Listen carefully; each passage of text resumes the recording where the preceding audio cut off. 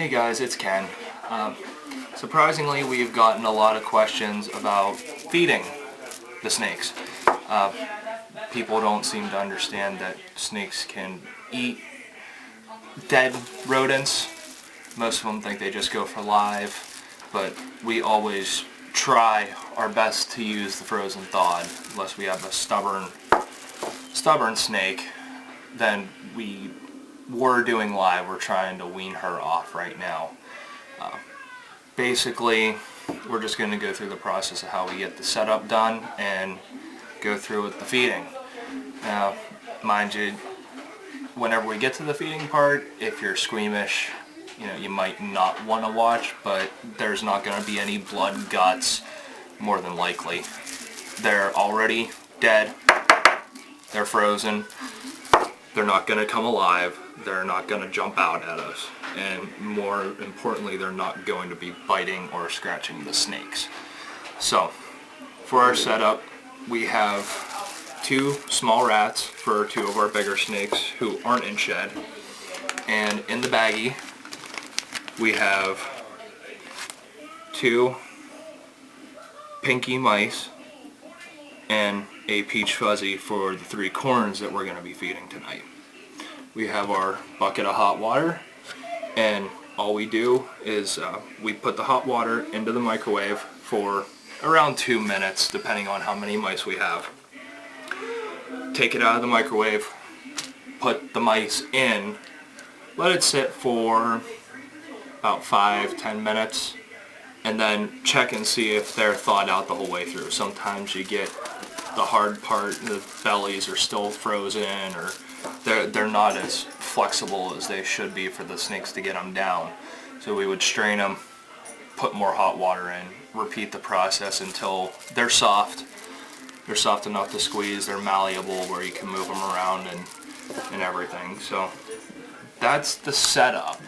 Now we're gonna jump to when we go to feed, and we'll show you guys how to feed.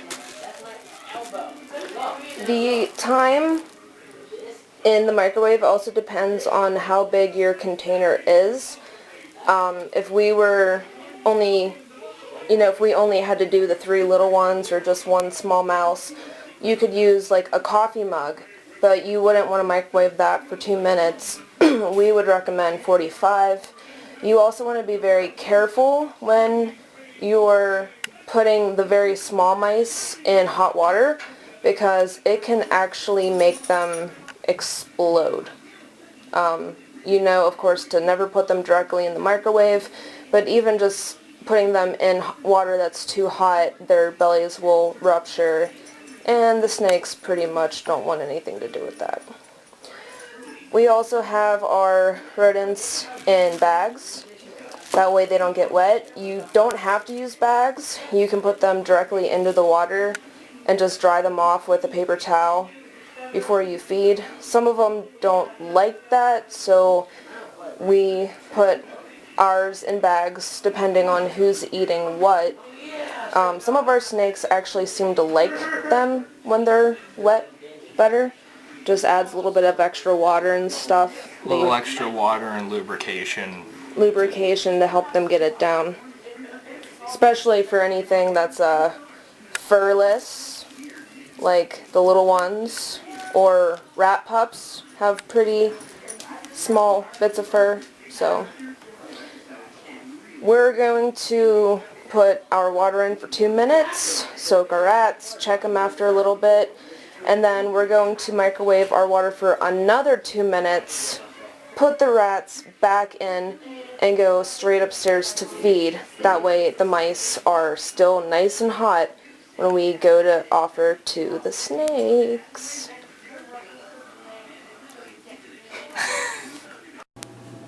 Okay guys, we're back. We got our mice. Should be all nice and warm, and hopefully everybody's hungry tonight so we can get them nice and healthy and chubby. Not too chubby. Not too chubby. Dow. So here we got our corn snakes. This is Lynx.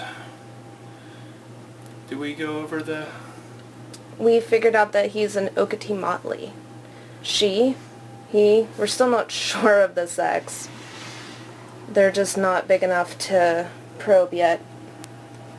Although based on the tail, we're thinking that Lynx may actually be a girl. Yeah, alright. He goes in the she. Lynx goes in the big one. We do feed our snakes in different containers. We're feeding everybody in different containers, but with the growing numbers, we went to the professional kind of just feeding them in their drawers. However, with 3 corns in the 1 rack, for right now, we do have to take them out so that there's no competition for food. Okay, what you want to do, and this is the best method every time, it keeps you from getting your fingers bit, and this one's kind of bleeding out its nose a little bit. Yeah, they do. But that'll help get the feeding response going too. You want to grab it around the upper shoulder area with a pair of tongs, hemostats, preferably tongs for the smaller guys. You always want to make sure they go in head first. If your hand shakes, it's not a big deal. It makes them think it's alive. Oh. The corns are always so cute whenever they strike at their food. Strike, right. Come on, sneaks. Oh. So as you can see, we're feeding multiple snakes at once. It makes things go quicker. It also keeps the mice all warmed up. Do we want to tell them what Sneaks is? Oh, we found out that Sneaks is probably a normal male. And Pinksy, we found out, is probably a female coral snow. Aww. And then, while they're eating, we normally take the time to inspect, look for poop, urate, anything that might be left behind or not healthy for them. I think I see a little bit back in the corner. If you look right here, there's little corn poopies. I just want to make sure. Sometimes this aspen gets a little burnt looking. Yeah. So you gotta try and... You also have to be careful not to get aspen too wet because it can mold and cause issues for your snakes. To help our humidity... Ooh, wow, I almost dropped the camera. To help our humidity, we use a plastic container full of wet sphagnum moss. They like to lie in there. But... Ew. Basically, the ideal thing is to have 1 snake per drawer or, you know, per terrarium, whatever your preference is. But they don't need to be singular, at least the corns don't, until they're bigger. And one by one as they finish up, and Sneaks always has to go and make a mess of himself. So we just try and use a paper towel or a tissue. Right now paper towels are the only thing we have handy.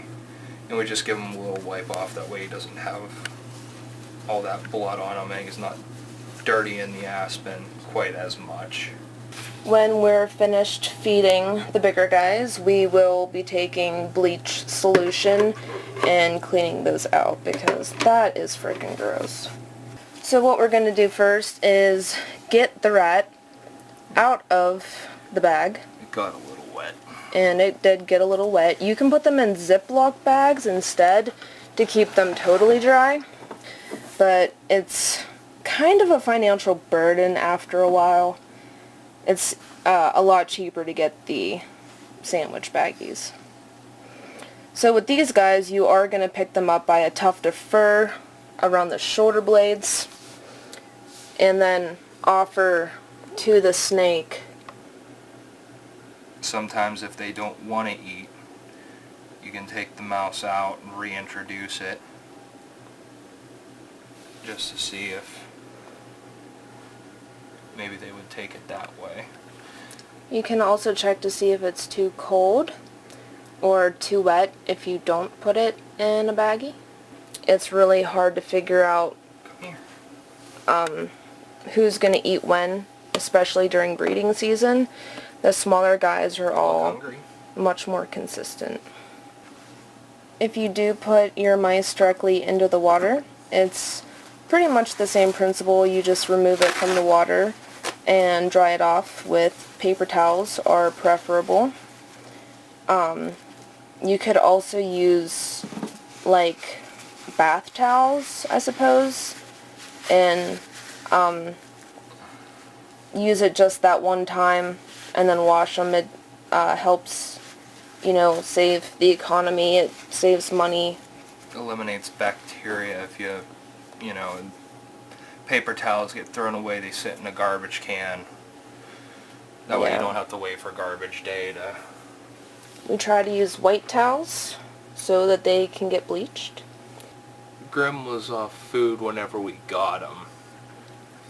And we tried to do the agitation method. Sometimes that works, is that you just act like the mouse is alive. You play with their tails, get them all antsied up, go around their neck, not on top of their head though. Yeah. Because they are head shy. What we did is, because Grim wouldn't take frozen thawed and neither would Emma, we would put a live mouse in and watch exactly what it did to make the snakes want to strike at it. And we tried to mimic those. Now, Grim seemed to get really, really upset when the mouse tried to, crawl up on him. So we've been trying to imitate that. If you do feed live, you have to be extremely careful. You need to make sure you watch the mouse to make sure it doesn't bite or scratch your snake, especially right after your snake strikes. It's probably going to grab it around the neck, which means that its back feet and possibly its teeth will be exposed. You should never, ever, ever, ever leave a live mouse in with your snake. Unattended. Unattended. And the bigger guys, like we said, they can go for months without eating, especially during breeding season, which is kicking off here. So she could just be in breed mode and not want to eat, but you still want to offer as much as you can and on a consistent basis. Usually females need to pack on as much weight as absolutely possible right before they start to ovulate. It helps keep the eggs healthy while they are in the womb. Males tend to not eat nearly as much. They almost seem to go off food completely when it's breeding season. Well, they'll all go off food completely. It's just a matter of how quickly. Yeah, but usually the females will pig out and then go off feed. You want to go to bed, sweetie?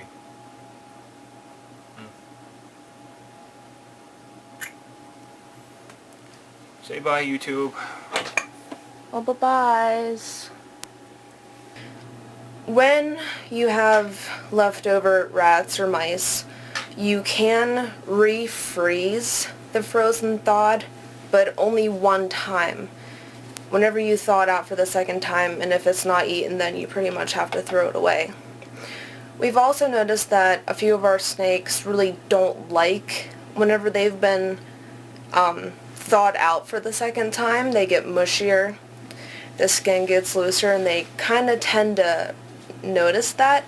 So whenever we have mice left over from the ones that won't eat, we try our very hardest to try to offer to any other snakes possible to get rid of them so we don't have to refreeze them and potentially waste them again later.